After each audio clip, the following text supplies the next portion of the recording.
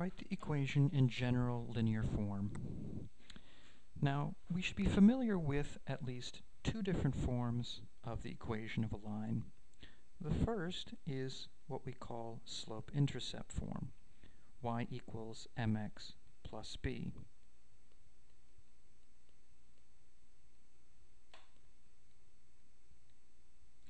Now we call this slope-intercept form because the m in this equation represents the slope of the line, and b represents the y-intercept of the line.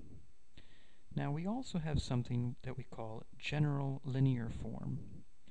General linear form looks like this. Now, in general linear form,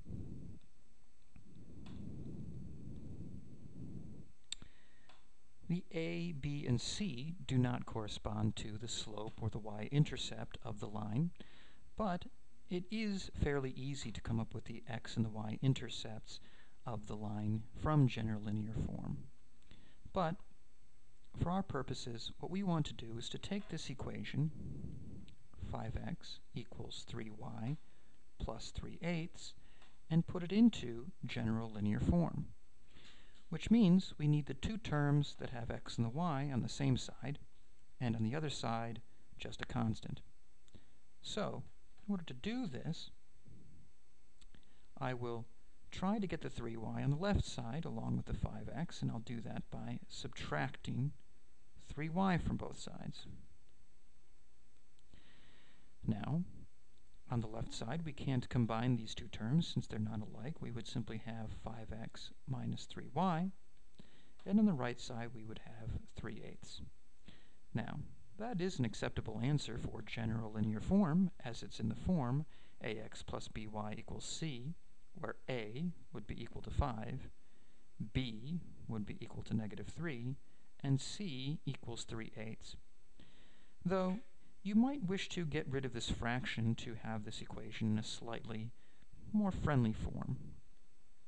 So, in order to do this, I will multiply both sides by the denominator of this fraction, 3/8. I will multiply both sides by 8.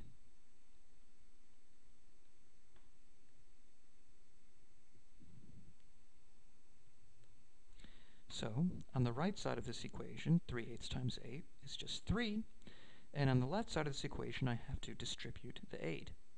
So 8 times 5x is 40x, and 8 times minus 3y is minus 24y. This too is in general linear form, and these two equations are in fact equivalent. Though they look different, if you were to graph the two equations, they would give you exactly the same line. But this equation here might be preferable in some situations if you wanted to avoid the fraction.